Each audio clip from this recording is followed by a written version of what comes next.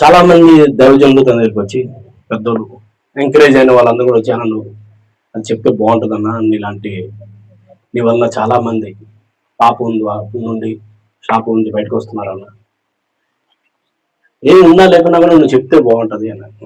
అంటే లేదు నాకు మూడ్ ఆఫ్ అయిపోయింది, నేను చెప్పను అన్న. ప్రతి ఒక్కరు ఒకటి అందరూ ఎంకరేజ్ చేయడానికి ప్రయత్నం చేశారు, కానీ ఎవరు మాట వినలేదు తను. ఎందుకు అంటే ఏదో తెలియని ఒక బాధ నన్ను వెళ్తుంది సార్, ఒక డిప్రెషన్. ఎందుకు అనవసరంగా ఎందుకు నేను కొని తెచ్చుకోవాలి, ఎందుకు ఈ బాధలు అనుకున్నాను. ఒక దైవజనుడు వచ్చి నువ్వు స్వార్థ చెప్పాలి, ప్రజలు విన్నా వినకపోయినా ఇది నీ బాధ్యత అన్న. కానీ ఒకలాంటి ఆనందం పోయింది సార్, చెప్పాలనేటువంటి ఒక ఆనందం నన్ను చెగిరిపోయింది. సో మరి నువ్వు అన్ని పద్ధతులు వాడావా అని అంటే, అన్ని పద్ధతులు వాడాను సార్, కానీ ఏ పద్ధతి కూడా నాకు క్లిక్ అవ్వలేదు. ట్రాక్స్ పంచాను, ఇంటింటికి వెళ్ళాను, అందరికీ క్రీస్తు యొక్క ప్రేమ గురించి చెప్పాను, కానీ నాకు సంతోషం అనిపించలేదని. మరి నువ్వు ఎప్పుడైనా హల్లెలూయా అనేటువంటి పద్ధతి వాడావా? అదేంటి సార్, కష్టం వచ్చినా నష్టం వచ్చినా దేవుని స్తుతించాలి. హల్లెలూయా అనేటువంటి మాట పరలోకపు మాట అయి ఉన్నది. దేవుని సన్నిధిలో దేవదూతలను గాన ప్రతిగానాలు చేస్తున్నప్పుడు ప్రకటన గ్రంథంలో హల్లెలూయా అనే మాట వచ్చింది. దేవుని నన్ను సృష్టించిన వాడా నీకు వందనాలు, నాకేమున్నా లేకున్నా నీకే మహిమ. ఆ హల్లెలూయా అనేటువంటి మాట ఒకసారి నువ్వు వాడి చూడు అన్నమాట. పాస్టర్ గారు వెళ్ళిపోయిన తర్వాత, దైవజనుడు వెళ్ళిన తర్వాత మనం ఒక పార్క్కి వెళ్ళి హల్లెలూయా అని వెళ్ళి అన్నాడు. తనలో తెలియని బాధ ఏదైతే ఉందో ఒక్కసారిగా ఇలా కథమైపోయింది. ఉదయం నుంచి సాయంత్రం వరకు దేవుని స్తుతిస్తూ హల్లెలూయా హల్లెలూయా హల్లెలూయా చెప్పుకుంటూ ఎంతగా ఆత్మలో నింపబడ్డాడంటే అక్కడి నుంచి సువార్త చెప్పడానికి వెళ్ళిపోయాడు. అలా చెప్తున్నందుకు తనకి యావజ్జీవ కారాగార శిక్ష వేసేశారు చైనాలో. అందులో ఉండి తను ఒకటికి మించి ఒకరి పుస్తకాలు రాశాడు. వాచ్మ్యాన్ ని చైనా చరిత్రనే తిరిగి రాసేశాడు. అలా చేయడానికి హల్లెలూయా అనేటటువంటి పదం తనకి చనిపోయిన నిర్జీవం ఉండేటటువంటి తన విశ్వాసాన్ని ఉజ్జీవంలో తీసుకెళ్ళిపోతున్నారు. హల్లెలూయా హల్లెలూయా.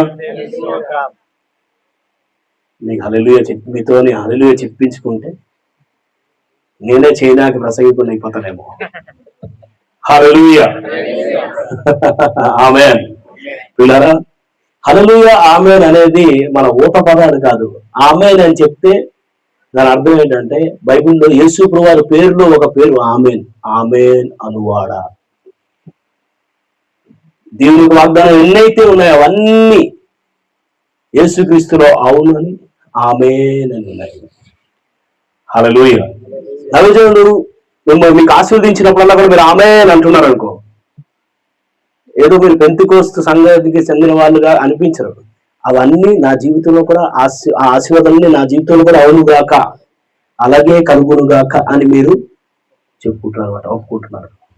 ఆమేన్. హల్లెలూయా. దేవుని నామానికి మహిమ కలుగునుగాక. పిల్లరా, దేవుని యొక్క మహా అభిషేకం అన్నది ఉదయం మనం చెప్పుకునేటటువంటి సందేశం జ్ఞాపకం ఉందా? చెప్పమ్మా ఒకసారి. తగినవాడు, సరి అయిన వాడు. తగిన వాడు మనకి దొరికితే అతడు మంత్రి అయినా, అతడు రాజైనా, అతడు యాజకుడైనా, అతడు హీరో అయినా, ఎవరైనా సరే మనం తన గురించి ఎంత చెప్పేసుకుంటామండి. కానీ చనిపోయి తిరిగి లేచినటువంటి తగిన వాడు మనకి దొరికితే మనం ఇంకెంతగా చెప్పుకోవాలండి. ఎవరైతే చావులే చంపేశాడు, తిరిగి లేచాడు, చరిత్రలో పాపం చేయనటువంటి ఒక పుణ్య పురుషుడు, పరలోకాన్ని విడిచి తిరిగి వచ్చాడు మనల్ని పరలోకాన్ని తీసుకొని వెళ్ళడానికి. మన కోసమే మనం చేసేటువంటి పాపాలన్నీ కూడా తను చెయ్యకుండా దేవునికి యాగమై బలిగా తను తాను అర్పించుకునేటటువంటి సరి అయిన తగిన వాని గురించి మనం ఇంకెంత గట్టిగా చెప్పుకోవాలని, అవునా కాదా? హల్లెలూయా. అటువంటి తగిన వాని సన్నిధిలో మనందరం కూర్చున్నాం ప్రియులారా. Praise the Lord. ఆయన సన్నిధిలో కూర్చున్న ప్రతి ఒక్కరూ కూడా ఆశీర్వదింపబడ్డారు. చరిత్ర దానికి సాక్ష్యం. వర్తమాన భూత భవిష్యత్ కాలంలో ఏ ఒక్కరైనా సరే ఆయన సన్నిధిలో కూర్చుంటే చివరికి వాళ్ళు చెప్పినటువంటి ఆఖరి, వాళ్ళ సాక్ష్యంలో చెప్పినటువంటి ఆఖరి మాట అంటే, నాకు తగిన వాడు దొరికాడు. హల్లెలూయా. నాకు సరైన వాడు దొరికాడు. ఎవరి కోసమే నేను వెతుకుతున్నాను, ఎవరైతే నన్ను విడిపించగలడు, ఎవరైతే నన్ను విడుదల చేయగలడు, ఎవరైతే నన్ను బతికించగలడు, ఎవరైతే నన్ను స్వస్థపరచగలడు, ఎవరైతే నన్నుగా ప్రేమించగలడు, ఎవరైతే నా కన్నీళ్లను తుడవగలడు, ఎవరైతే ఈ లోకంలో కూడా నన్ను జీవింపజేయగలడు, చనిపోయిన తర్వాత కూడా నా కోసం పరలోకాన్ని విడిచి నన్ను పునరుత్థాన అభిషేకంతో మరల తన దగ్గర తీసుకుని వెళ్ళగలడు, ఆ తగిన వాడు యేసు క్రీస్తు ప్రభువు. ఆమేన్. హల్లెలూయా. దేవుని యొక్క మహాభిషేకం కింద మనందరం ఉన్నాం పిల్లరా. ఆయన ఎంత గొప్ప తగినవాడు అంటే, ఆయన చేతులే మనల్ని స్వస్థపరచుని బైబిల్లో రాయబడింది. ఒక కుష్టివాడు వచ్చాడు అక్కడికి, 8వ అధ్యాయం, మత్తయి సువార్త 8వ అధ్యాయంలో. ఆయన ముట్టిన వెంటనే, ప్రభా నీకు ఇష్టమైతే, నీకు నచ్చితే నేను బాగుపడతాను ప్రభా, లేకపోతే నాకు ఆల్రెడీ తెలుసు జనాలంతా నన్ను చంపేస్తారు అని. యేసేమన్నాడు, నాకు ఇష్టమే నువ్వు బాగుపడు, నాకు ఇష్టం, నేను చాహతా హూ తూ చంగా హోజా అన్నాడు, పాక్ సాఫ్ హోజా అన్నాడు, నువ్వు శుద్ధుడవు కమ్ము అన్నాడు. వెంటనే అతను బాగైపోయాడు. వెంటనే బాగైన తర్వాత యేసే అన్నాడు, నువ్వు వెళ్ళి నువ్వు ప్రధాన యాజకుడికి చూపించు అన్నాడు. అంతవరకు కథ అంతా బాగుంది పిల్లరా. ఆ తర్వాత కథ అడ్డం జరిగింది. ఎందుకంటే మనకి ఎంత చెప్తే మనం అంత చెయ్యము అని చెప్పడానికి ఈ కుష్టి వ్యక్తి ఒక మంచి తార్కాణమై ఉన్నాడు, ఉదాహరణ ఉన్నాడు. 1వ అధ్యాయం మార్కు సువార్త 40, 41, 42, 43, 44 ఇలాగా చూసుకుంటూ వెళ్తే, తను బైబిల్లో రాబోయే తనకి ఖచ్చితంగా చెప్పాడు, నిన్ను ప్రధాన యాజకునికి చూపించాల్సింది. దట్ ఈస్ ఆర్డర్, కమాండ్మెంట్, ఒక ఆజ్ఞ ఇచ్చాడు. చదువుదామా? Okay okay okay.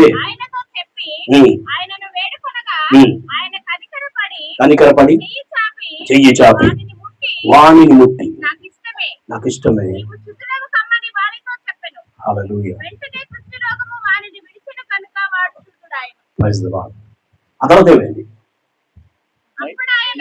ఓకే.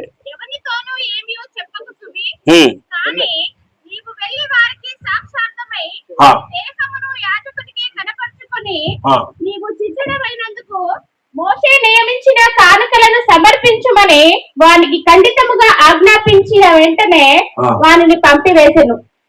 అయితే ఒక నిమిషం, అద్భుతంగా నువ్వు శుద్ధుడు అయ్యావు గనక యాజకుని దగ్గరికి వెళ్ళు, మోసే నియమించిన కానుక నువ్వు ఇవ్వాలి.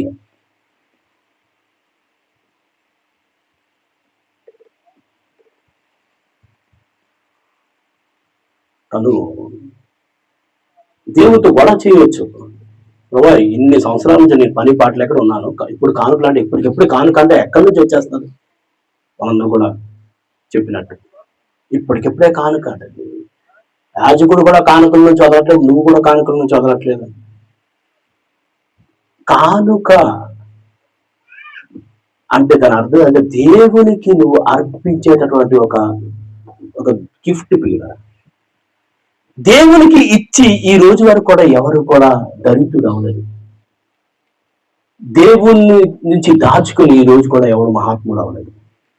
దేవునికి ఇచ్చిన ప్రతి చిన్న వస్తువుని కూడా దేవుడు తన ఒక లెక్క ఉంచుకునేటువంటి దేవుడు. దానికి బదులుగా ఎంత ఇస్తాడో తెలుసా? 1000 రెట్లు ఇస్తాడు. ఆమేన్, హల్లెలూయా. 1000 రెట్లు ఇస్తాడు. ఏలియా వెళ్ళి ఆ విధవరాలకి అలా అన్నాడు, అమ్మా ఆ రొట్టె కొంచెం నీళ్ళు ఇవ్వాలంటే నీళ్ళు తెస్తుంది. అదే చేద్దాం రొట్టె కూడా తీసుకొని రానంటే, అయ్యా మాకు ఉండేటువంటి చిన్న ఆఖరి రొట్టె మేము తిని చచ్చిపోవాలనుకుంటున్నాం అండి, నువ్వు తీసుకొని రా అన్న. తీసుకొని వచ్చింది. కరువు ఉన్నంత వరకు కూడా ఆ పిండి ఆ నూనె అయిపోలేదనుకున్నాను. హల్లెలూయా, ఆమేన్. దేవుడు కార్యాలు చేసేటువంటి దేవుడు. వెళ్ళి నిన్ను చూపించుకో, ఆ కానుకిచ్చే, ఈ 2 పని చెప్పాడు. ఖండితంగా చెప్పాడు, కరెక్ట్, నువ్వు చేయాల్సిందే అని అన్నాడు.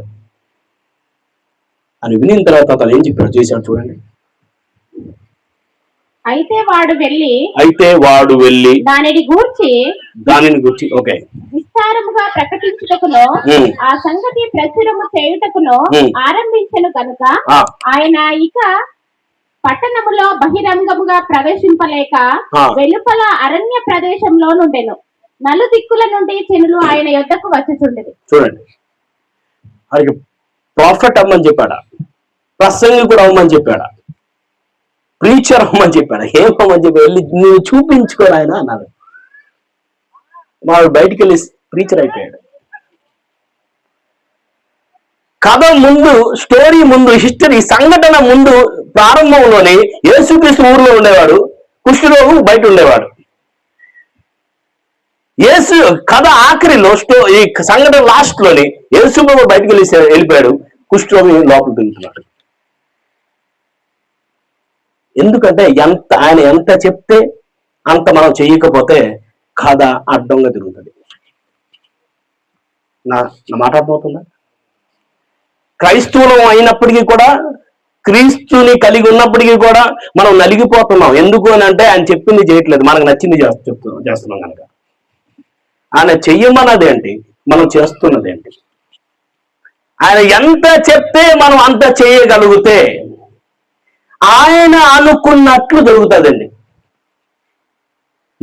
లేదంటే ఆయన బయటికి మనం లోపలికి ఉంటాం. ప్రకటన గ్రంథం 3వ అధ్యాయము 20వ వచనంలో ఒక మాట ఉంటుంది, తలుపు యొద్ద నేను నిల్చొని తడుతున్నాను అన్నాడు. అన్నాడా లేదా? ఏ తలుపు యొద్ద చెప్పండి నాకు? హృదయం అనే తలుపు యొద్ద అని పాస్టర్లు అందరూ చెప్పారు. కానీ బైబిల్ ఏముంది తెలుసా? సంఘం అనే తలుపు యొద్ద. సంఘంలో లేడు యేసయ్య, బయటికి వెళ్ళిపోయాడు ఆయన. అంతేనా? నేను చదివింది రైటేనా? హృదయమైన తలుపు చాలా మంది, మనం అంతా కూడా అలవారికల్కి సాదృశ్య రూపంగా అన్ని చూస్తుంటాం. అన్ని సాదృశ్యమే, దృశ్యంగా ఒకటిగా ఉండదు. మనం సాదృశ్యం అయిపోతాం, అదృశ్యం అయిపోతాం. హలో, నా తెలుగు అర్థమవుతుందా? ఓకే, చాలా సంతోషం. ఇది చాలా ముఖ్యమైన మాట పిల్లలు.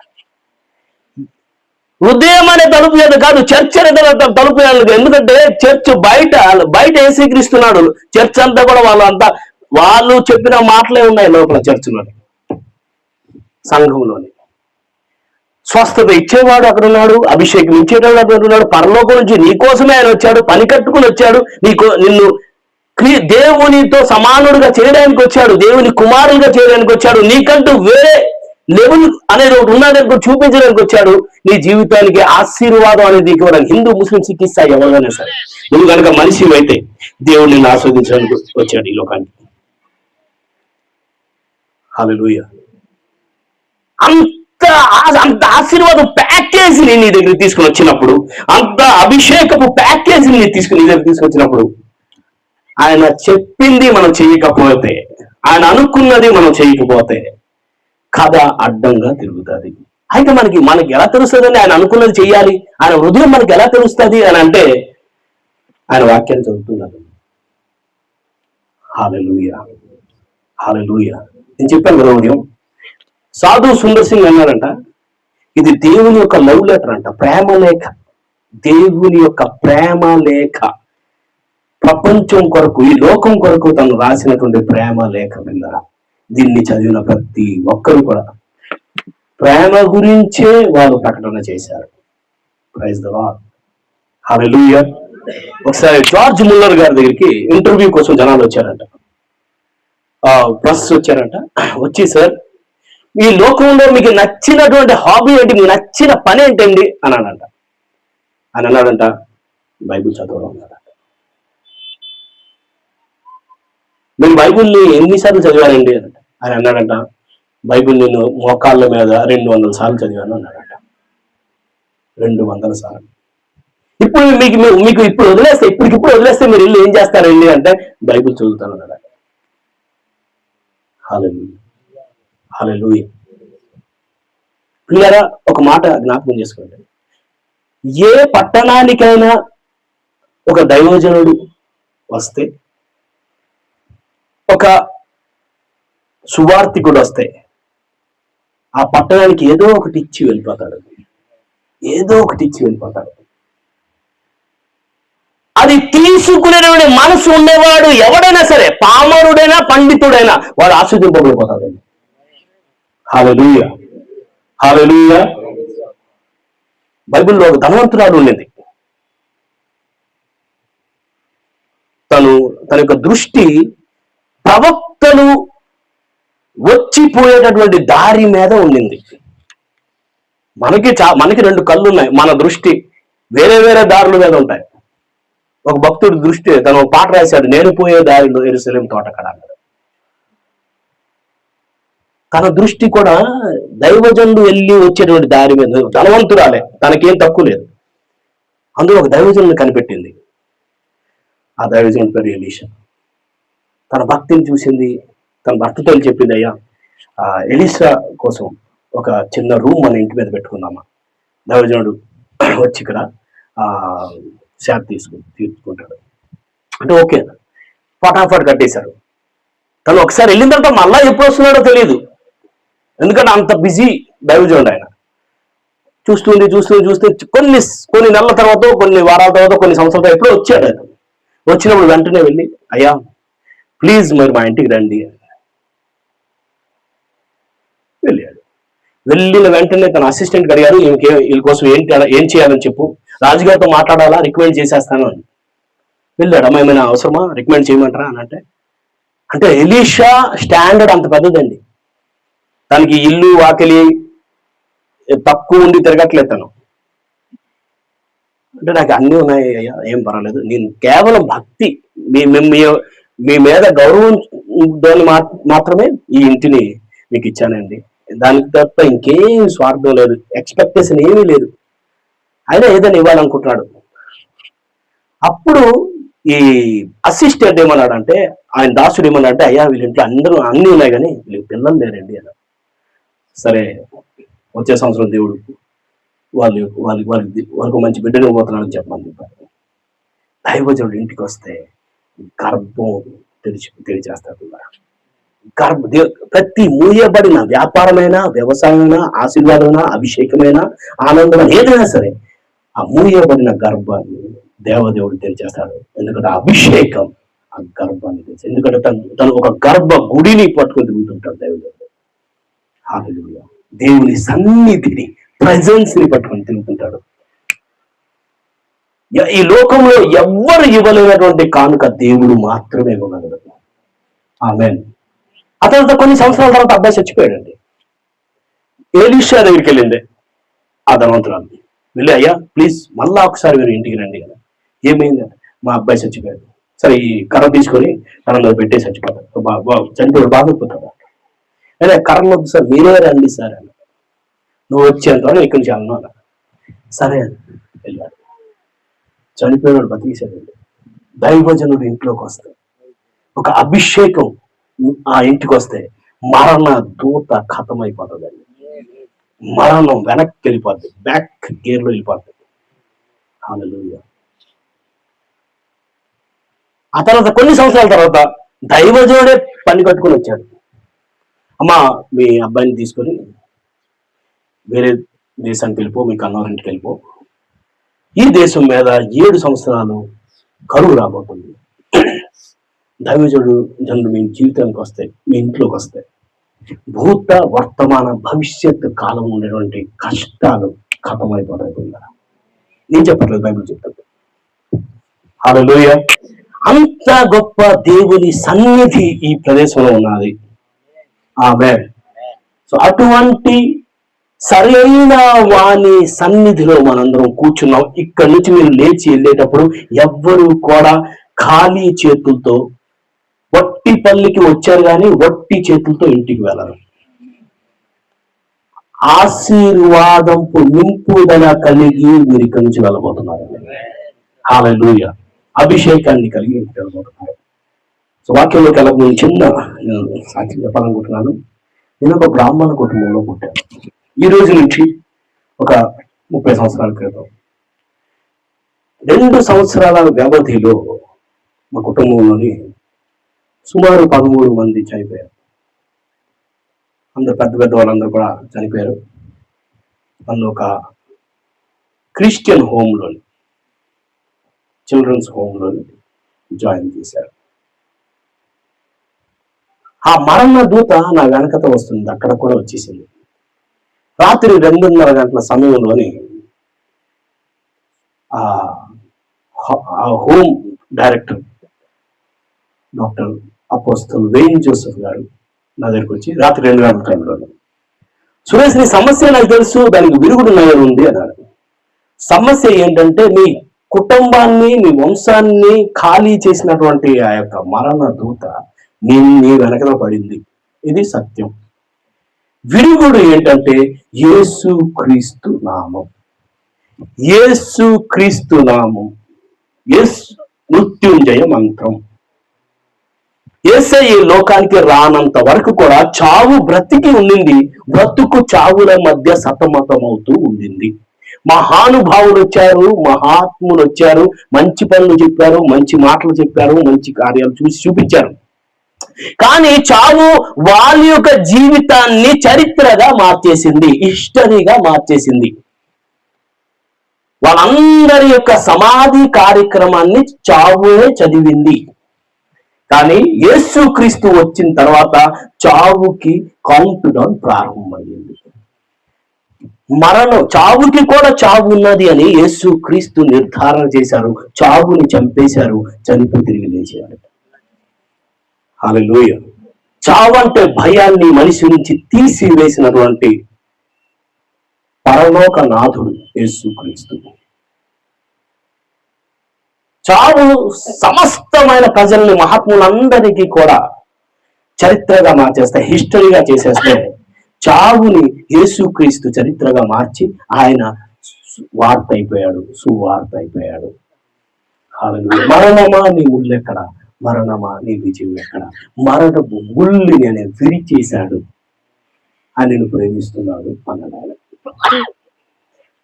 సార్ నేనేం చేయాలి సార్, అర్చనగా అర్పణగా ఏమి ఇవ్వాలి అంటే, ఆయన చేసిన దాన్ని ఆయనకి ఇచ్చి నువ్వు పెద్ద ఆయన మీద ఏదో పెద్ద ఆయనకి నువ్వు ఏదో పోషిస్తున్నావు అనుకోవద్దు. నీ హృదయాన్ని ఆయనకి ఇచ్చే, నువ్వు ఆయనకి నీ హృదయాన్ని ఇచ్చిన తర్వాత కూడా నీ గుండె నీలోనే కొట్టుకుంటుంది అని అన్నాడు. ఇది నా గ్యారంటీ అన్నాడు. మరి మీరేం చేస్తారండి అన్నాడు. నీతో అలా మాట్లాడుతున్నాను కదా, అలా నేను దేవునితో మాట్లాడతాను. అప్పుడు ఏమవుతుందండి అన్నాడు. నువ్వు దేవునికి ఒక సాక్షి అయిపోతావు. సరే చెయ్యండి అన్నాడు. ఆయన ప్రార్థన చేశాడు. ప్రభా, నువ్వు విడుదల చేయడానికి లోకానికి వచ్చావు, లోక రక్షకుడిగా వచ్చావు, మరణపు ముళ్ళుని విరిచేశావు. నేను ప్రార్థన చేస్తున్నాను. ఇంత క్షణంలో నేను విడుదల పొందాను. హల్లెలూయా. నేను ముందు పడలేదు, వెనక్కి పడలేదు. ఎందుకంటే ఆయన పెంటికోస్టల్ పాస్టర్ కాదు, బాప్టిస్ట్ పాస్టర్. ఆయన రెండో రోజు ఆయన దగ్గరికి వెళ్ళి, అయ్యా నాకు యేసు గురించి ఇంకా చెప్పండి అన్నాడు. ఆయన అన్నాడు, నేను చెప్పలేను. అదేంటి, నేను రాత్రి 2:30 గంటలకు చెప్పడానికి ఇష్టపడ్డారు, ఇప్పుడు చెప్పట్లేదండి. ఈ లోకంలో రచయిత రచన రెండు కలిపి దొరికేటువంటి పుస్తకం ఏదైనా ఉన్నది అంటే పరిశుద్ధమైనటువంటి గ్రంథం, దేవుని చేత రాయబడినది గ్రంథం, పఠింప శ్రేష్ఠ గ్రంథం బైబుల్ అన్నాడు. దీనిలో ప్రత్యేకత ఏంటంటే, దీన్ని చదువుతున్న ప్రతి పేజీలో చదువుతున్నప్పుడు ఇది రచించిన వాడే నీ దగ్గర నించొని నీకు అర్థం చెప్తాడు అన్నాడు. నేను చదవడం ప్రారంభించాను. చదువుతుండే కొద్ది ఎదుగుతూ వెళ్ళాను. డిగ్రీ అయిపోయింది. పాస్టర్ గారి దగ్గరికి వెళ్ళాను. అయ్యా దేవుడు నాకు పంజాబ్కి వెళ్ళమని చెప్తున్నాడండి అన్న. విశాఖపట్నం అరకు వ్యాలీ మాది. అని అన్నాడు. సురేష్ నీకు హిందీ వచ్చా? రాదండి. పంజాబీ వచ్చా? రాదండి. ఢిల్లీ ఎప్పుడు చూసావంటే లేదండి. మరి అక్కడికి వెళ్ళి ఏం చేస్తావు? నాకు రక్షకుడు దొరికాడు, మీకు రక్షకుడు అవసరం, ఆయన చావుని చంపేశాడు, తిరిగి లేచాడు, బైబిల్ చెప్తుంది తిరిగి రాబోతున్నాడు అని మనం నమ్మితే పరలోకానికి వెళ్తాం, లేకపోతే సచ్చి ఊరుకుంటాము అని చెప్పేస్తానండి. ఇవన్నీ కూడా ఏ భాషలో చెప్తానంటే హిందీలో చెప్తాను. మరి ఎలా చెప్తానో నేర్చుకొని చెప్పేస్తాను సార్ అని. సరే వెంటనే భోజనం తింటున్నాడు ఆయన. భోజనాన్ని ఆపేసి ఫోన్ చేశారు ట్రావెల్ ఏజెన్సీ. అదే పంజాబ్కి ఒక టికెట్ ఇవ్వాలంటే, పంజాబ్ ఒక రాష్ట్రం అండి, ఎక్కడికి టికెట్ ఇవ్వాలండి అన్నారు. అదే ట్రైన్ ఎక్కడి వరకు వెళ్తుందో అక్కడికి ఇచ్చేయ్యా బాబు అన్నారు. సరే చక్కీ బ్యాంక్ అనేటటువంటి పఠాన్ కోట్ వరకు వెళ్తుంది, అక్కడికి ఇచ్చేయంటే వెంటనే ఒక అరగంటలో టికెట్ వచ్చేసింది. వెళ్ళడానికి ఒక టికెట్, రావడానికి ఒక టికెట్ ఇచ్చేయండి. ఆ 2 టికెట్ నా చేతిలో పెట్టి, సురేష్ నేను నీ దర్శనాన్ని మెచ్చుకుంటున్నాను, బూది గంటల వరకు వెళ్ళాలి అనేటువంటి ఆశ, ఆజ్ఞని పాటించి నువ్వు వెళ్తున్నావు అనే ఆశ నాకు సంతోషం ఉంది. అయితే భావోద్రేకంతో కనుక వెళ్తే గనక నువ్వు తిరిగి రావడానికి ఇది ఒక టికెట్ ఉంది. ఆత్మల పట్ల మంట, దేవునికి ఆజ్ఞ పట్ల విధేయతతో కనుక వెళ్తుంటే, నువ్వు మంటతో కనుక వెళ్తుంటే పంటతో తిరిగి రా అన్నాడు. 2 టికెట్లు చేతులు ఇచ్చేసాడు. ట్రైన్లో కింద అది ప్రతి అరగంటకి అడిగాను, అనే పఠాన్కోట్ వచ్చేసింది, పంజాబ్ వచ్చేసిందా అన్నాడు.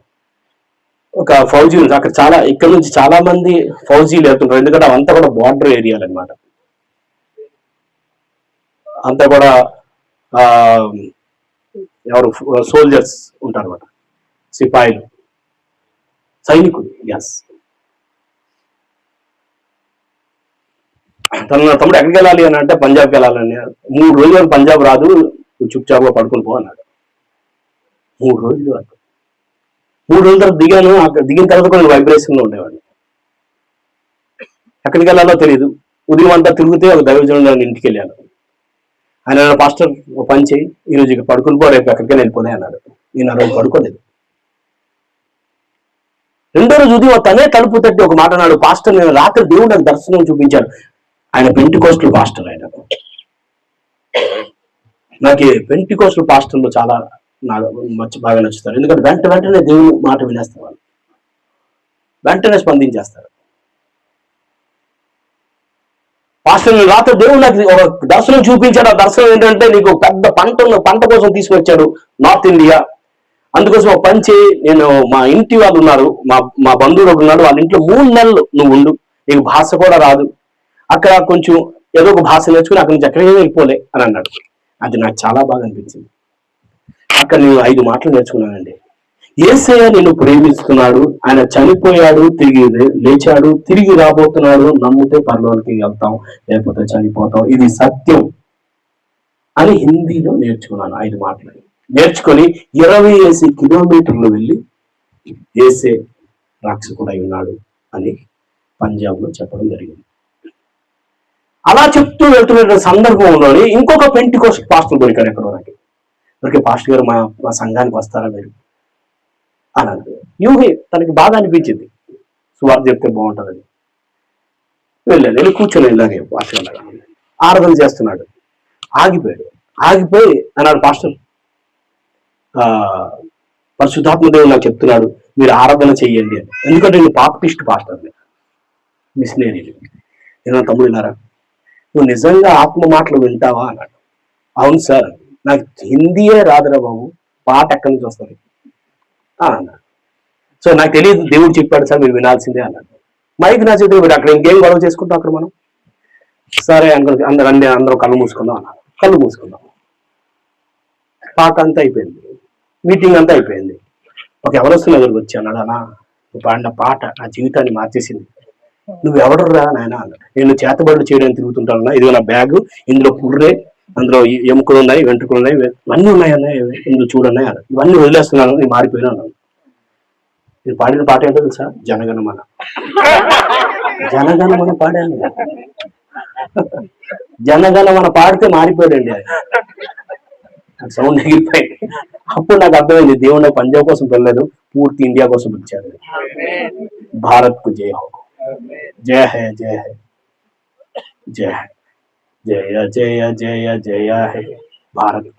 అప్పుడు నాకు అర్థం భారతదేశం కోసం నాకు పిలిచాడు. అది అక్కడికి వెళ్ళిన తర్వాత పంజాబ్కి వెళ్ళిన తర్వాత అది అర్థమైంది. దేవుని కొనాలి చెప్పారు. ఇలా 23 సంవత్సరాలు అయిపోయింది పిల్లరా పంజాబ్లో ఉండి. ఈరోజు 27 రాష్ట్రాల్లో దేవుడు తీసుకుని వెళ్ళాడు. హల్లెలూయా. నేను చావను అని యేసుక్రీస్తు దగ్గర రాలేదు, ఆయన ఇక చావాడు అని వచ్చాను నేను. ఆమేన్. హల్లెలూయా. చావు నా కోసం కొత్త విషయం కాదు, ఆయన చావుని చంపేశాడు అని వచ్చాను నేను. ప్రతిరోజు ఆయనతో ఒక పండుగ ఎదురుగా, అది కష్టమైన, అది ఆనందమే. Praise the Lord. అటువంటి కృపలో దేవుడు పంజాబ్లో దేవుని యొక్క సేవ దేవుడు ఇచ్చాడు. మనకు ఒక చిన్న దేవుని యొక్క సంఘం ఉన్నది అక్కడ. నాకు అర్థమైంది మాట ఏంటంటే,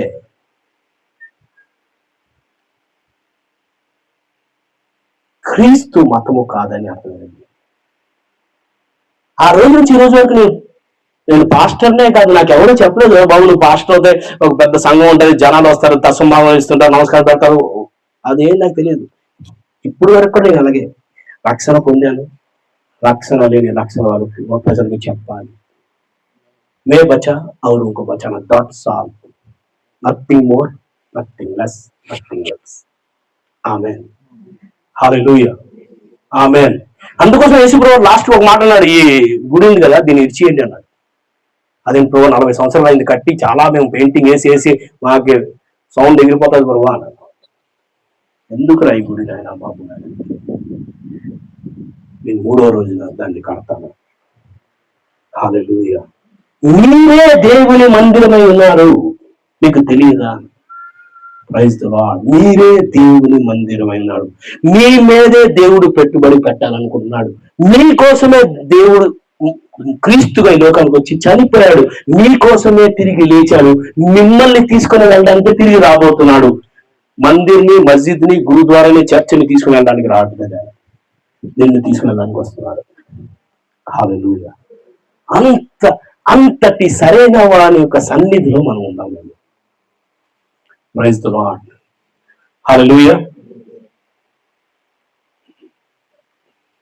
సో యేసు ప్రభువారు ఇలాగ వాక్యం చెప్తుండేవారు. అక్కడ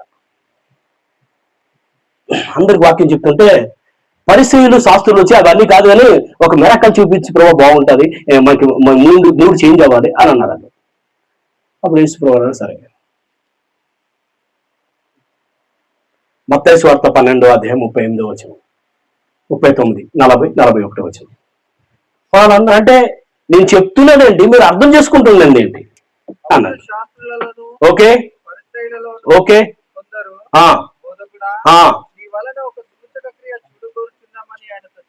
కొంచెం టాపిక్ చేంజ్ చేద్దాం, ఏదో ఒక సూచక్రియ చూస్తే బాగుంటుంది, చప్పట్లు కూడా బాగుంటుంది, జనాలందరూ కూడా బాగుంటుంది.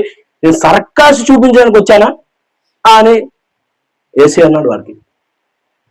ఏదైనా మ్యాజిక్ చూపిస్తే బాగుంటుంది ప్రభా, అది అన్ని కాదని. మనం కూడా అలాగే అయిపోయాం.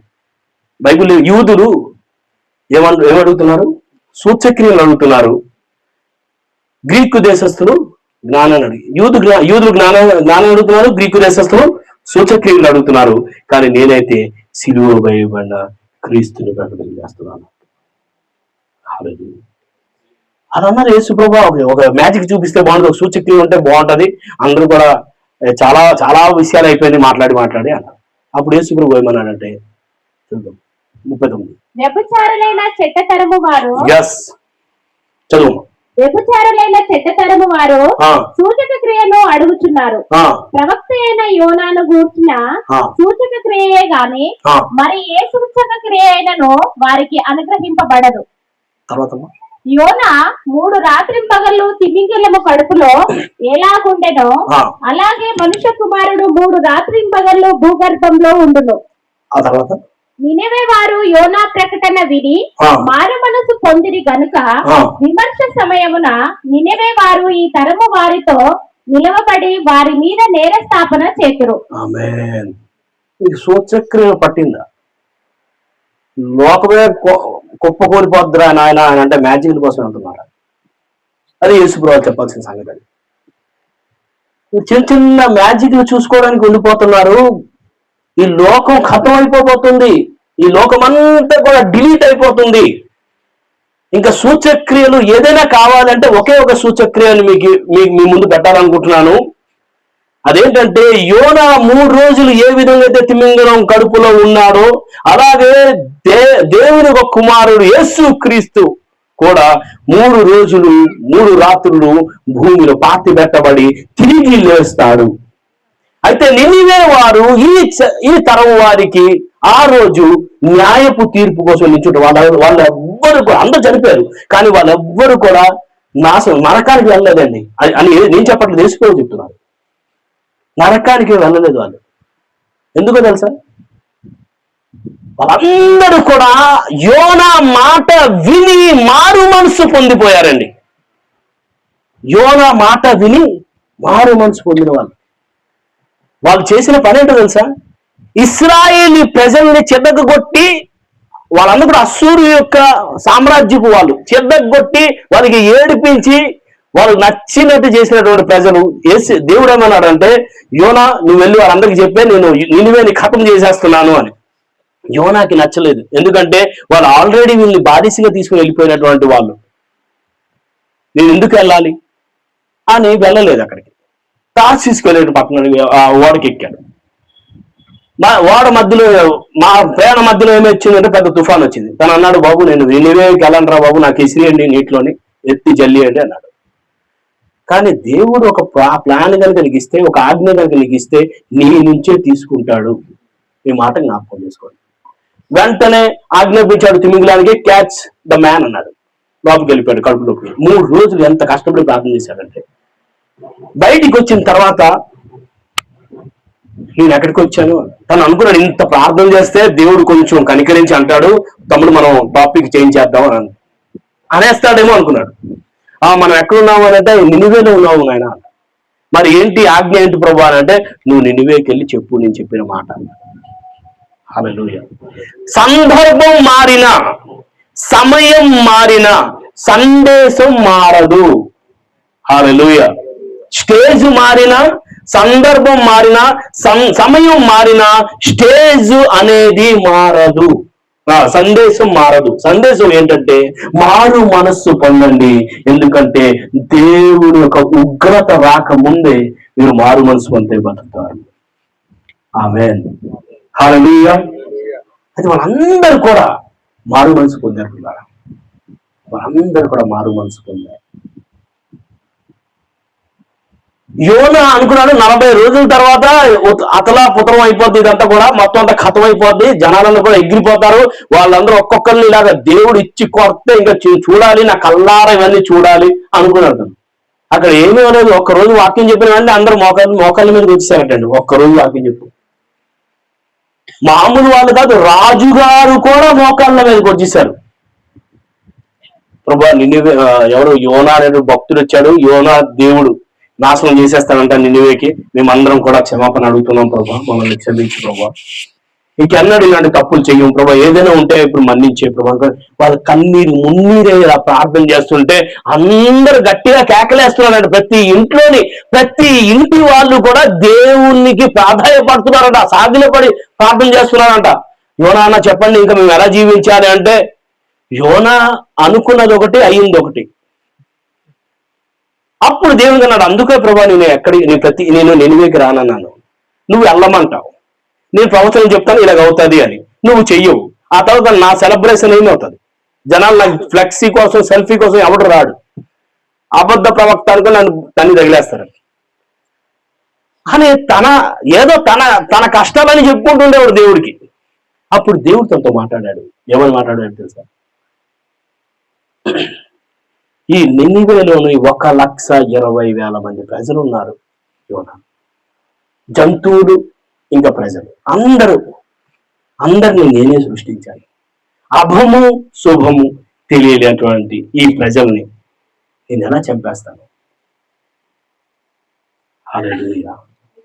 ఈ రోజు దేవుడు నిన్ను బతికించి ఉంచాడు అని అంటే నీకు ఒక అవకాశం ఇస్తున్నాడు. ఆ పాప ప్రపంచం నుండి దేవుని సన్నిధికి రావాలి అని. నీ జ్ఞానం మీద నువ్వు ఆధారపడితే నువ్వు చచ్చిపోతావు కదా. ఏ విధంగా అయితే యోన 3 రోజులు ఆ తిమింగలం కడుపులో ఉన్నాడు, అలాగే యేసుక్రీస్తు కూడా చనిపోయి తిరిగి లెగుస్తాడు. అదే సూచక క్రియ, మీకు ఇంకేం ఇవ్వబడదు అని చెప్పేసి వాళ్ళందరూ అలా చెప్పినప్పటికి కూడా ఆ తర్వాత యేసుప్రభువు వారు ఏ సూచక్రియలు చేయలేదా అంటే ఎన్నో సూచక్రియలు చేశాడు. అది పెద్ద విషయం కాదు.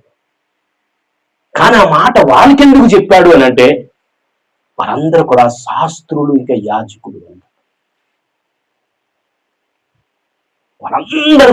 వాళ్ళందరూ చేయాల్సిన పని ఏంటంటే ప్రతి ప్రజలకు దేవుని తట్టు తిప్పాలి. వీళ్ళందరూ కూడా వాళ్ళ తట్టే తిప్పుకొని తిరుగుతున్నారు. పరిశుద్ధాత్మ దేవుడు అటువంటి అభిషేకం, దేవుడు ఎంత చెప్తే అంత చేసేటటువంటి కృప మనందరికి ఇచ్చును గాక. హల్లెలూయా. యెహోవా హస్తం, బైబిల్లో ఒక మాట రాయబడింది, ఆయన హస్తం కురిచవలేదు మిమ్మల్ని స్వస్థపరచుకుని ఉండడానికి. చదువుతాం, అది 59:1 అద్భుతమైన మాట ఉన్నది. అది ఆయన హస్తం కురిచ కాలేదు అన్నది. రక్షింపనేరకై ఉండునట్లు యెహోవా హస్తము కురిచ కాలేదు, విననేరకై ఉండునట్లు ఆయన చెవులు మందము కాలేదు. హల్లెలూయా. ఆయన నీ వర్రని వినడానికి ఇష్టపడుతున్నారు పిల్లారా. ఆయన చేతులు నేను రక్షించడానికి 24 గంటలు రెడీగా ఉన్నది.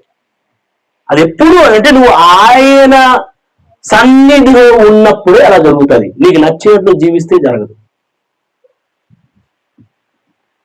తప్పిపోయిన కుమారుడి కథ మనందరికీ తెలుసు. తప్పిపోయిన కుమారుడు ఇంటికి తిరిగి వచ్చినప్పుడు తండ్రి ఏం చేశాడు చెప్పండి అమ్మా? గట్టి చెప్పాలి, ఏదైనా చెప్పండి అమ్మా, ఏదైనా చెప్పండి, ఏం పర్వాలేదు, నో ప్రాబ్లం. తప్పిపోయిన కుమారుడు ఇంటికి తిరిగి వచ్చాడా? తండ్రి ఏం చేశాడు? మొట్టమొదటి పని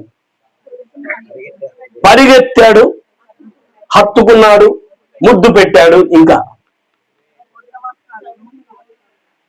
ఉంగరం ఇచ్చాడు, వస్త్రం ఇచ్చాడు, అవన్నీ, చెప్పులు కూడా ఇచ్చాడు. ఎస్, ఇవన్నీ ఇచ్చాడా లేదా? నేనే కనుక తప్పిపోయిన కుమారుడు అయి ఉంటే అన్నిటికన్నా ముందు డాడీ చదివి డాడీ ఎంత యాక్టింగ్ నేను బయట ఉన్నప్పుడు ఎందుకు చేయలేదు అని అందుంది. ఇంత ఆతృత, ఇంత పరిగెత్తాలి, ఇంత ముద్దాడాలి, ఇంత కన్నీరు కార్చాలి, ఈ బట్టలు ఇవన్నీ కూడా నేను బయట తిరుగుతున్నప్పుడు ఎందుకు చేయలేదు అని అందుంది. అంతేనా? ఆ మాట గుర్తువస్తుంది ఒకసారైనా? అదే నేనే కనుక తప్పిపోయిన కుమారుడు యొక్క తండ్రి అయి ఉంటే నేను ఇవన్నీ కూడా బ్యాగు బట్టలు అన్ని కూడా తీసుకొని నేను తిరుగుతును, ఎక్కడ వెళ్ళేవరా తమ్ముడు, ఎక్కడ ఏంటి అనుకోని. కానీ ఈ తండ్రి వెళ్ళదండి. వెళ్ళలేదా? ఎందుకో తెలుసా? తనకంటూ ఒక హద్దు ఉంది. ఆయన అన్ని చేస్తాడు, ఏం చేసినా కూడా ఆ హద్దులోనే చేస్తాడు. నీతి అనేటువంటి ఒక హద్దు ఉంది, న్యాయం అనేటువంటి హద్దు ఉంటుంది, పాపరహితమైనటువంటి ఒక హద్దు ఉంది. ఎప్పుడైతే నువ్వు పాపంలో అడుగు పెడతావో ఆ హద్దు దాటి ఆయన రాలేడండి. నీతో పాలివాడుగా ఆయన ఉండలేడు. నీ హద్దులోకి ఆయన రాలేదు. ఆయన హద్దులోకి వస్తే హద్దు లేనటువంటి ప్రేమతో, ఆశీర్వాదంతో నీకు ఆస్వాదిస్తాడు. ఆమేన్. ఆయన హద్దులో కనుక నువ్వు ఉంటే హద్దులు లేనటువంటి ప్రేమ నీకు దొరుకుతుంది, హద్దులు లేనటువంటి ఆశీర్వాదం దొరుకుతుంది, హద్దులు లేనటువంటి అభిషేకం దొరుకుతుంది. కానీ నీ హద్దులోకి ఆయన రావాలని కోరుకోవడం అది నీ పొరపాటు. నేను ఇక్కడ సిగరెట్ తాగుతాను, ఆయన కూడా నాతో పాటు చిన్న ప్యాక్ చేసుకుంటే బాగుంటది అంటే కుదరదు.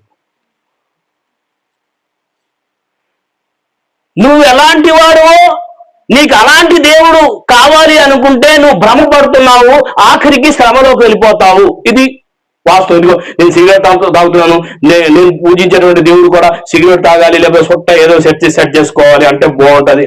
నేను సారా తాగుతున్నాను, తను కూడా సారా తాగితే బాగుంది, నేను అమ్మాయిని వెనక తిరుగుతాను, తను కూడా వెళ్తే బాగుంటది. నీకు నచ్చిన దేవుడు నీకు నచ్చినట్టు ఉన్నాడు అని అంటే దాని అర్థం ఏంటంటే నువ్వు భ్రమలో ఉన్నావు. నీకంటూ ఒక రాజ్యం చేసుకున్నావు, నీకంటూ ఒక లోకం చేసుకున్నావు, ఒక మాయా లోకం చేసుకున్నావు. ఆ మాయా లోకంలో చచ్చిపోతావు. నా తెలుగు అర్థమవుతుందా? ఓకే. తప్పిపోయిన కుమారుడు బైబిల్లో ఉన్నది. తనలో తాను వచ్చినప్పుడు తన తండ్రి ఇల్లు తనకి గుర్తుకొచ్చింది. పిల్ల హిందీలో చాలా బాగుంది. जब वो अपने में आ पाया उसका बाप उसको याद आया. ఆమేన్. అలా తిరిగి వచ్చి తన తప్పులన్నీ కూడా ఒప్పుకున్నాడు. తండ్రి, నీకు పరలోకానికి వ్యతిరేకంగా పాపం చేశాను ప్రభా, నన్ను నీ కుమారుడిగా తీసుకోవద్దు, నీ పనివాడిగా తీసుకో చాలు. కానీ తండ్రి తన్ని కుమారుడుగానే తీసుకున్నాడు. ఎందుకంటే నువ్వు ఎంతటి పెద్ద పాపివైనా సరే తండ్రి హద్దులోకి వచ్చేస్తే నువ్వు కుమార్తెవి, కుమారుడివే. హల్లెలూయా, హల్లెలూయా, ఆమేన్.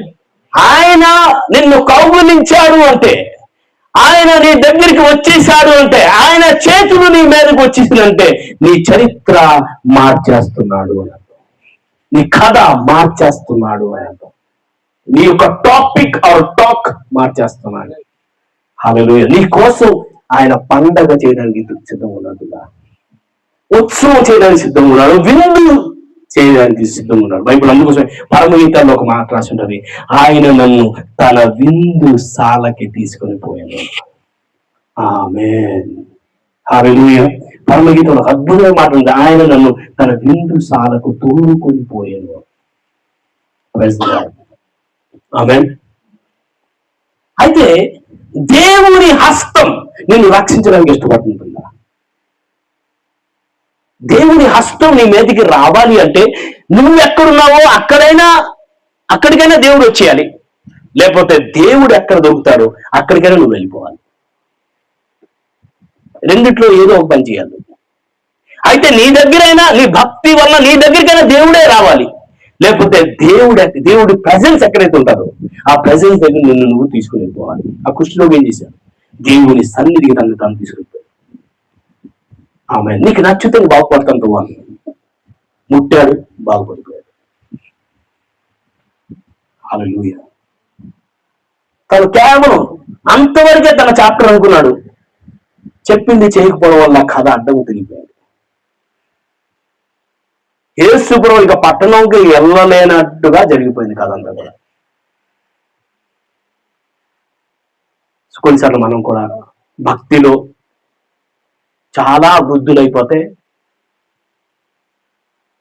మనం కూడా కొన్నిసార్లు ఇలాగే చేస్తుంటాం. దేవుని చేతులు మన మీదకి వస్తాయి. అద్భుతమైన విషయం ఏం తెలుసా? ప్రతిసారి మనకి దేవుడు పైకి తీసుకెళ్ళాడండి.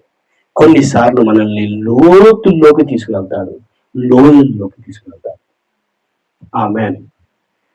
ఎందుకు తీసుకువెళ్తాడంటే కొన్నిసార్లు మనకి ఆశీర్వదించడానికి తీసుకెళ్తాడు, కొన్నిసార్లు తను చేయి మన మీదకి వచ్చినప్పుడు మనకి ఏదో నేర్పించడానికి తీసుకెళ్తాడు. ఆమేన్, హల్లెలూయా. ప్రతిసారి తన చెయ్య మన మీదకి వస్తే ప్రతి సమయం అన్ని వేళలా మనకే ఆశీర్వాదం అండి. రోగంలో ఉన్నప్పుడు, రోగిగా ఉన్నప్పుడు నీ మీదకి దేవుడు చెయ్యి వచ్చిందనుకో, నిన్ను స్వస్థపరుస్తాడు. భక్తి ఆయనతో సన్నిధిలో ఉన్నప్పుడు ఆయన చేయి నీ మీదకి వచ్చిందనుకో, ఆయన నిన్ను ఏదో ఒక వరంతో నింపాలని ఇష్టపడుతున్నాడు. హల్లెలూయా, హల్లెలూయా. ప్రతిసారి ఆయన చేతులు స్వస్థత కోసం వస్తుందని కాదు, కొన్నిసార్లు నీకు ఆయన ఒక వరంతో కూడా నింపాలనుకుంటున్నాడు. ఆమేన్.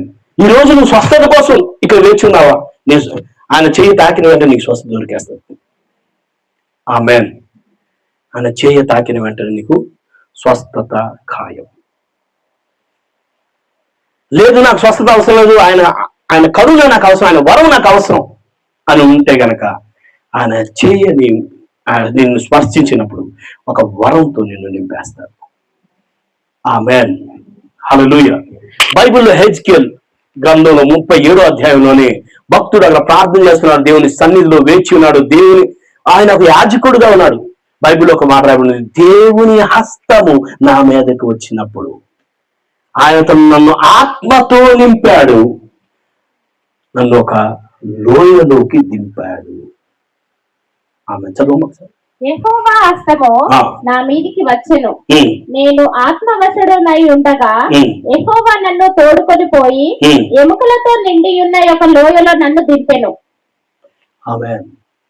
తర్వాత ఆయన వాటి మధ్య నన్ను ఇటు అటు నడిపించుచుండగా ఎముకల అనేకములు ఆ లోయలో కనబడెను. అవి కేవలము ఎండిపోయినవి. చూడండి, యెహోవా హస్తం నా మీదకి వచ్చిందండి. కొన్నిసార్లు మనం సగం భ్రమలో ఉంటాం, అందుకో సగం నేర్చుకుంటే మీడి జ్ఞానం జనాల్ని చెదగొట్టేస్తుంది. మీడి జ్ఞానం. తెలుగులో ఒక మంచి సామెత ఉంది, నాకు అది చాలా బాగా నచ్చుతుంది.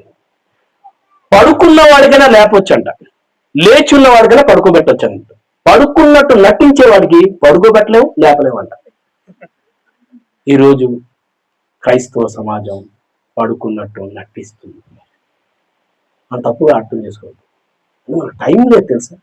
ఆ పాస్టర్ ఒక మాట నా వాక్యం చెప్తూ ఉదయాన్న, సైతానికి తెలుసు తనకు టైము లేదని. ఈ రోజే తనకి ఆఖరి రోజైతే, ఈ గడియే ఆఖరి గడి అయితే ఎవరిని విశ్వాసం నుంచి కింద ఇదించాలని ఆలోచిస్తున్నాను. మనం శాశ్వత జీవితం మనకున్నది, ఎందుకు ఇంకా టైం ఉందిలే అని జీవిస్తున్నాం మనం. హలో, తనకి టైం లేదని తను 2000 సంవత్సరాలు 6000 సంవత్సరాల నుంచి పనిచేసేస్తున్నాడు సైతాన్. మనకి 80 సంవత్సరాలే ఉంది, కానీ మనం ఏమనుకుంటామంటే మనం శాశ్వతమైన జీవితం జీవించడానికి ప్రయత్నం చేస్తున్నట్టున్నది. ఏం చేసినా తొందరగా చేయండి, కానీ తొందరపాటుతో ఏదీ చేయొద్దు. హలో, నా మాట అర్థమైందా? ఏమర్థమైంది? ఏం చేసినా తొందరగా చేయాలి, కానీ తొందరపాటుతో ఏమీ చెయ్యొద్దు. దేవుని హస్తం మన మీదకి వచ్చినప్పుడు జరిగిన మొదటి మాట ఏంటంటే మనం ఆత్మతో నింపబడతాం. ప్రియులారా, ఆత్మతో నింపబడ్డాము అని చెప్పడానికి నీకు రుజువు ఏంటి అని అంటే, బైబిల్లో ఉన్నది ఉన్నట్టుగా నువ్వు వింటావు, ఉన్నట్టుగా జీవిస్తావు. ఎవ్వరికి వ్యతిరేకంగా నువ్వు ఏమీ మాట్లాడవండి. నీకు లోకం గురించి మాట్లాడడానికి టైమే ఉండదు. ఇంత పెద్ద బైబిల్ గురించి మాట్లాడుతూ సమయం సరిపోతుంది నీకు.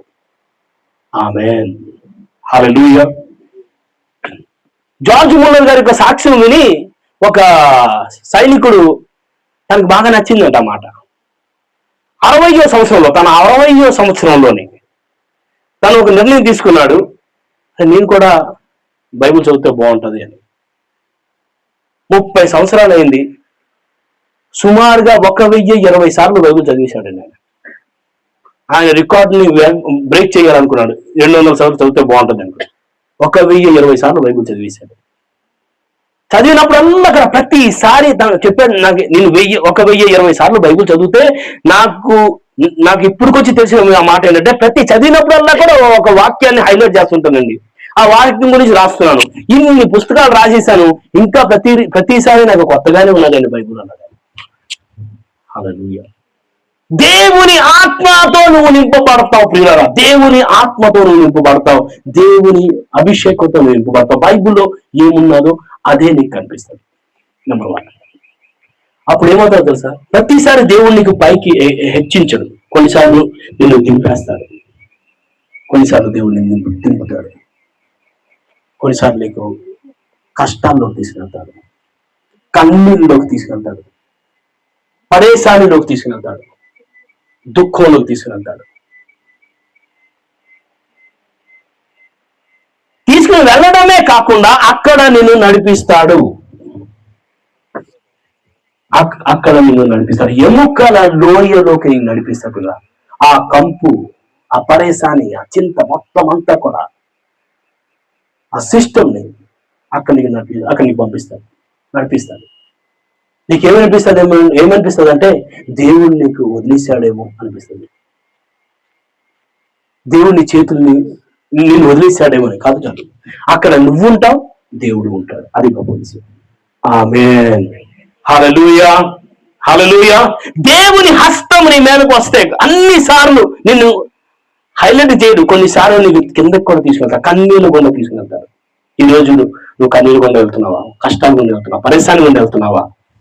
ఒక మాట గుర్తుంచుకో, ఎవరు నీ చెయ్యి వదిలినా ఆయన నీ చెయ్యి వదలలేదు. ఆయన హస్తం ఈ రోజు నీ తల మీద ఉంది. ఇంకో మాట ఏం తెలుసా?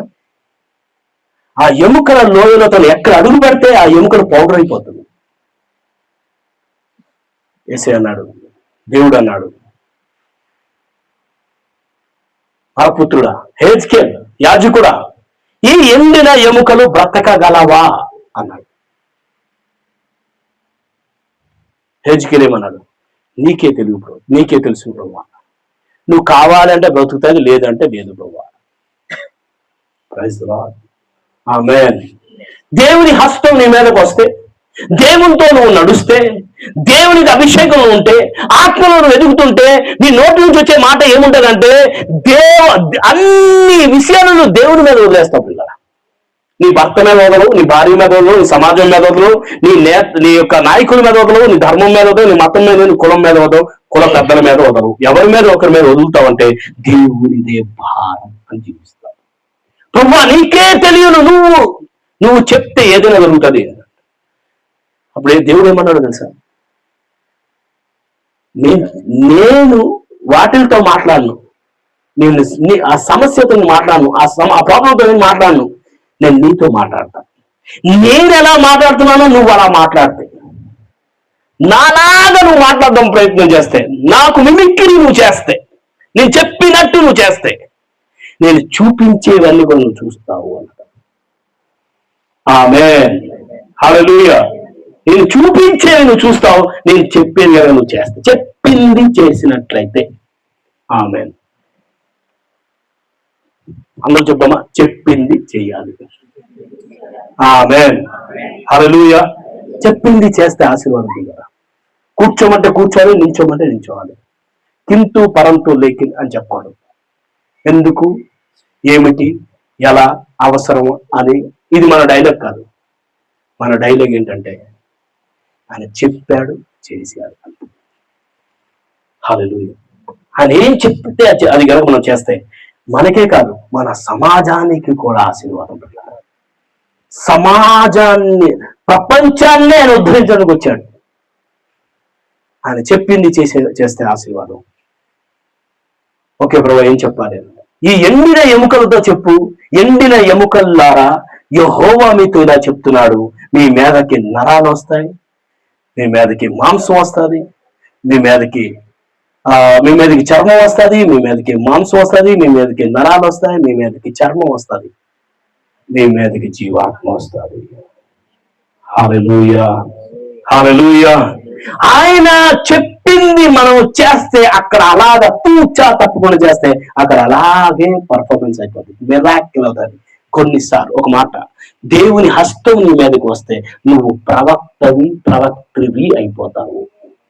చెప్పట్లు దేవుని నామమున ఆమేన్.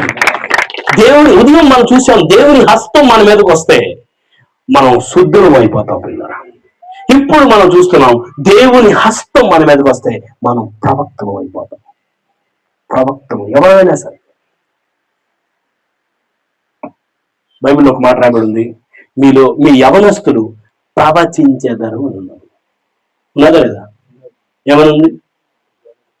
మీ యవనులు ప్రవచించెదరు. ఆమేన్. మనం చించేస్తున్నాం, ప్రవచించట్లేదు. ఏం చేసే చించేస్తున్నాం, ప్రవచించట్లేదు. మనం ప్రవచించాలి. నేను చదువుతున్నాను, నేను 7వ తరగతిలో ఉన్నప్పుడు ఈ వాక్యం చదివాను. నేనేమనుకున్నానంటే మీ కుమారులు కుమార్తెలు ప్రవచించేవారు ఉన్నది, దర్శనాలు చూస్తారే ఉన్నది. నేనేమనుకున్నానంటే నాకు పెళ్ళి అవుతుంది, ఒక అబ్బాయి ఒక అమ్మాయి పుడతారు, వాళ్ళు యవనస్తులు అవుతారు, అప్పుడు వాళ్ళు ప్రవచిస్తారు అనుకున్నాను నేను. నేను ఇంకా చదివాను. నాకు అర్థమైంది ఏంటంటే నేను కూడా ఎవరికో కుమారుడే అని. ఇందు మూలంగా బోధపరచబడింది ఏంటంటే, ఇక్కడ మీరు అందరైతే ఉన్నారో వాళ్ళందరూ కూడా ప్రవచిస్తారు. ఎంతమంది నమ్ముతున్నారు? గట్టిగా ఆమేన్ అని చెప్దాం. ఆమేన్, హల్లెలూయా. ప్రవచించడానికి, ప్రవచింపజేయడానికి, ప్రవచనాలు చెప్పడానికి నీ దగ్గర ఏమీ లేకపోతే నా దగ్గర పూర్తి ప్రవచనాలతో నింపబడిన ఒక దైవ గ్రంథం ఉన్నది. హల్లెలూయా. దీన్ని చదవండి, ఇందులో రాసినట్టు చెప్పండి, మీ జీవితంలో ఆశీర్వాదాలన్నీ చూస్తారు. ఆయన ప్రవచించాడు. ఎండి నమ్మకంలారా యెహోవా చెప్తున్నాడు, మీ మీదకి చర్మం వచ్చిన దాకా. ఆమేన్. మీ మీదకి నరాలు వచ్చిన దాకా, మీ మీదకి మాంసం వచ్చిన దాకా, మీ మీదకి చర్మం వచ్చిన దాకా. తెలుగు బైబిల్లో చాలా బాగాలేదు ఇవన్నీ కూడా. ఇంకోటి, మీ మీదకి జీవవాయువు వచ్చిన. ఈ 5 మాటలు ఫటాఫట్ చూసుకుని ప్రార్థన చేసుకున్నాం. మొదటి చర్మం దేనికి గుర్తయి ఉన్నది అంటే, మీరు ఎంతమంది మాంసం తింటారండి? చికెన్ కానీ మటన్ కానీ తినే వాళ్ళందరూ కూడా చేతులు పైకెత్తండి. తినని వాళ్ళు నన్ను క్షమించండి. తినేవాళ్ళు నాతో కలిసి ఆనందించండి. నేను బిర్యానీ ఇవ్వను కానీ, అంటే తినే వాళ్ళకి ఈ విషయం తెలుస్తుంది. తినని వాళ్ళు కొంచెం మన్నించండి నాకు. కానీ ఈ వాక్యం చెప్పడానికి మరి నేను ఎందుకంటే ఇది పోస్ట్ మార్టం లాంటి మా వాక్యం అన్నమాట. ఇది మార్చురీలోని పోస్ట్ మార్టం. మీరు ఒక ఏమనుకోవద్దు, మీరు కేవలం ఒక MBBS డాక్టర్ అయిపోయావు అనుకోండి, అంతే. నన్ను తప్పుగా అర్థం చేసుకోండి. మీరు డాక్టర్ అయిపోయావు అనుకోండి. మనం ఒక మేకని కోసినప్పుడు ముందు ఒక చర్మం ఉంటుంది, తర్వాత మాంసం ఉంటుంది, ఆ తర్వాత నరాలు ఉంటాయి, ఆ తర్వాత ఎముకకి అంటుకొని ఒక చర్మం ఉంటుంది. తెలుసా మీకు? ఎముకకి అంటుకొని ఒక చర్మం ఉంటుంది చూసినట్లయితే. ఎముకకి ఆ చర్మం దేని గుర్తున్నదంటే, ఈ అస్థ పంజరాన్ని కట్టి ఉంచుతుందండి, పట్టి ఉంచుతుంది. నువ్వు ప్రవచనం చేస్తే జరిగేటటువంటి మొట్టమొదటి మాట ఏంటో తెలుసా? ఐక్యత వస్తుందండి. కలిసి మెలిసి ఉంటాం మనం. ఐక్యత. నీ కుటుంబంలో నువ్వు ప్రవచనం చేస్తే మీ కుటుంబం వాళ్ళందరూ కూడా కలిసి ఉంటారు. ఈరోజు కలిసి లేరు అని అంటే, ఐక్యత లేదు అంటే, మీ అందరూ మాట కలట్లేదు అంటే దాని అర్థం ఏంటంటే నువ్వు ప్రవచించట్లేదు అని అర్థం. ఇరుగు పొరుగు వాళ్ళు చెప్పిన మాటలన్నీ కూడా మీ కుటుంబం వాళ్ళ మీద నువ్వు వాడుకుంటున్నావేమో కానీ, దేవుడు చెప్పిన మాట నీ కుటుంబం మీద నువ్వు వాడుకోవట్లేదు కనుక, నీ భర్త మీద నువ్వు వాడుకోవట్లేదు, భార్య మీద వాడుకోవట్లేదు, పిల్లల మీద వాడుకోవట్లేదు కనుక ఐక్యత మీ కుటుంబంలో లేదు. మొదటి ప్రవచనంలో జరిగేటువంటి మొదటి అద్భుతం ఏంటంటే, నువ్వు ప్రవచిస్తే వాటంతటా అదే కార్యం జరుగుతుంది. ఆ కార్యం ఏంటంటే, ప్రవచిస్తుండగా ఒక పెద్ద తుఫాను వచ్చింది, ఒక పెద్ద సుడిగాలి వచ్చింది అని అక్కడ నేనే కనుక హెచ్కెల్ అయి ఉంటే నేను అందును ప్రభా ప్రవచించకుండా ఉంటేనే బాగుంది, అంత సైలెన్స్ ఉంది, ఇంత వైలెన్స్ అయిపోయింది ప్రవచించిన తర్వాత మామూలుగా ఉండదు. ఒకసారి ప్రవచించి చూడండి, అలజడి ఉంటుంది కానీ, అల్లరిలాగా ఉంటుంది కానీ, ఆ తర్వాత అద్భుతం మీదే. హల్లెలూయా. నువ్వు ప్రవచింపలేనంత వరకు కూడా మామూలుగా సైలెన్స్ ఉంటుంది. అంతా కూడా అన్ని కూడా వాడు ఏమనరు, వీళ్ళు ఏమనరు, ఎవ్వరు ఏమనరు. ఎప్పుడైతే నువ్వు ప్రవచిస్తావో, దేవుడా సహోదరుడా మనందరూ పరలోకానికి వెళ్తున్నాం, ఎందుకంటే పరలోకం నుంచి వచ్చిన దేవుడు నాకు చెప్పాడు నీతో మాట్లాడమని, అని నిన్ను ప్రేమిస్తున్నాడు. అప్పుడు నీకు జల్లబోయి కొట్టడం ప్రారంభిస్తారు జనాలు, చెదం కొట్టేస్తారు జనాలు. అప్పుడు ప్రవచనం చెప్పడం ఆపుకోరు వాళ్ళందరూ కూడా. అలాగే ప్రవచించాడు ఎవరు? స్టెఫెన్. మొత్తం అంతా ప్రవచనం చేసిన తర్వాత అక్కడ ఒక బాస్ నించున్నాడు. ఎవడో తెలుసా? సౌలు. వాళ్ళందరూ కూడా రాయి పట్టుకొని నించున్నారండి. రాయి ఎవరు పడితే వాళ్ళు కొట్టకూడదు తెలుసా? ఎవరైతే మొదటి రాయి వేస్తాడో ఆ రాయి మీదే మిగతా వాళ్ళందరూ వేయాలి. మొదటి రాయి ఎవడు వేయాలంటే ఎవడైతే ఎటువంటి తప్పు లేదు, ఒక న్యాయాధిపతి లాంటి వాడు వేయాలి. ధర్మశాస్త్రం ప్రకారం తప్పు లేని వాడు ఒక రాయి వేసి అవును వీళ్ళు అవుట్ చేయొచ్చు అని అంటే మొదటి రాయి ఇస్రాయేలు తను. అలాంటి ఇస్రాయేలు వాడు ఎవడనంటే సౌలు ఇస్రాయేలు. 8 సంవత్సరాలు బైబిల్ చదివారు. ధర్మశాస్త్రం 8 సంవత్సరాలు చదివాడు. 8 సంవత్సరాలు. మీరు 8 సంవత్సరాలు సంఘానికి వెళ్ళిన తర్వాత మీరు పాస్టర్ అయిపోతారు. మీరు ధర్మశాస్త్రాన్ని 8 సంవత్సరాలు చదివాడు పౌలు. చిన్న విషయం కాదు. కంఠస్థం పెట్టేసాడు. అక్షరం, పొల్లు, ముందు, ఒత్తు మొత్తం అంతా సెట్ చేసి చదివినటువంటి రబ్బీ తను అక్కడ ఉన్నాడు.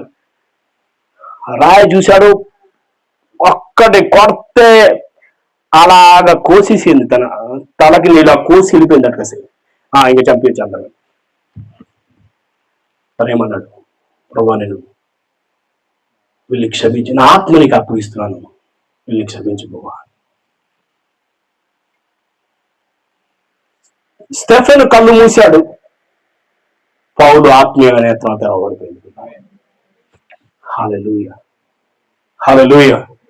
పిల్లరా, ఒక హత సాక్షి చనిపోతే, ఒక హత సాక్షి రక్తం కారుస్తే ఆ ప్రదేశంలో అద్భుతాలు ప్రారంభమైపోతాయి. ఆమేన్.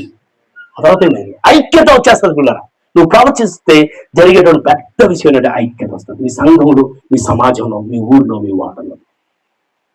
నెంబర్ 1. నెంబర్ 2, నువ్వు ప్రవచిస్తే అక్కడ నరాలు ఉత్పన్నమవుతాయి. నరాలు దేనికి గుర్తయి ఉన్నదంటే ఉజ్జీవానికి గుర్తయి ఉన్నది.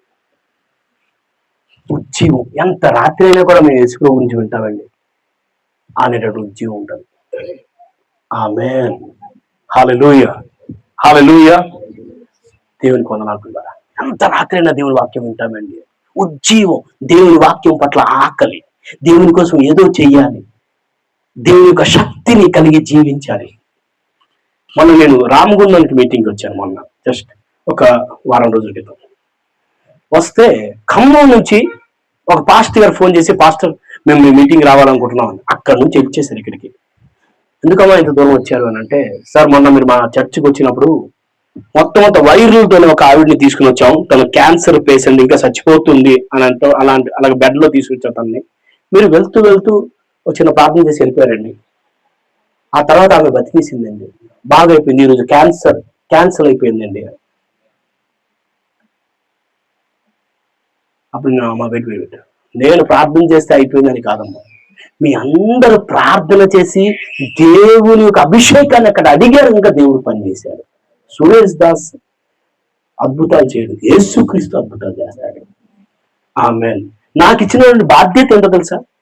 ఆయన ప్రేమ గురించి చెప్పాలి. ఆయనకునేటువంటి బాధ్యత ఏంటంటే ఈ ప్రేమను బట్టి చనిపోయిన వాళ్ళని కూడా లేపేస్తాడు ఆయన. ఆమేన్.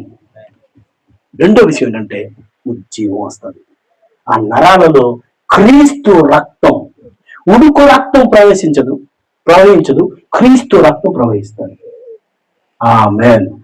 ఎవరి శరీరంలో అయితే క్రీస్తు రక్తం ప్రవహిస్తారో వారందరూ క్రీస్తు యొక్క డిఎన్ఏతో జీవిస్తారండి.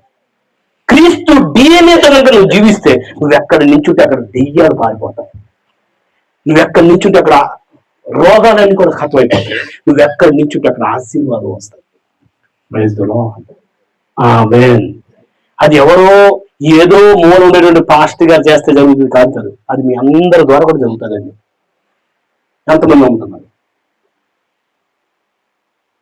హల్లెలూయా. ఒక మీటింగ్కి వెళ్ళాను నేను పాకిస్తాన్ బార్డర్లో. ఒక యవనస్తుడు వచ్చి, అన్న యేసు ప్రభు గురించి, పరిశుద్ధాత్మ గురించి నాకు 10 నిమిషాలు చెప్పండి అన్నాడు. ఫటాఫట్ చెప్పి లాస్ట్ ఒక మాట అన్నాడు, మిగతా ఏసీ చూసుకుంటాడు తమ్ముడు అన్నాడు.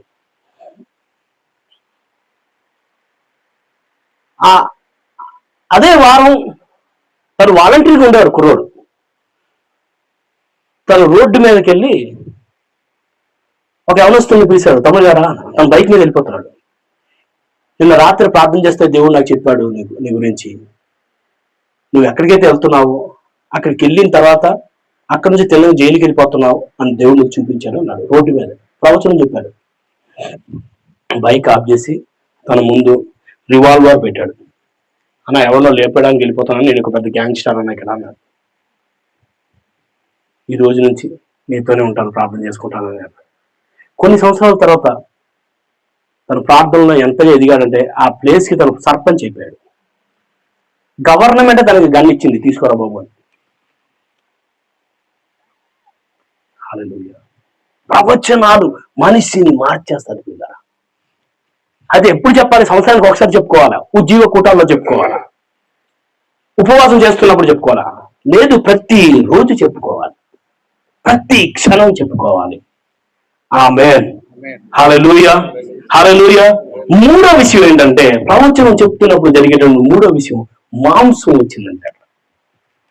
అది దేనికి గుర్తంటే అభివృద్ధికి గుర్తయి ఉన్నది, ఇంక్రిమెంట్ కి గుర్తయి ఉన్నది, పెరుగుదలకు గుర్తయి ఉన్నది. నువ్వు ప్రవచిస్తే అన్ని విధాలుగా నువ్వు పెరుగుతావు. Praise the lord.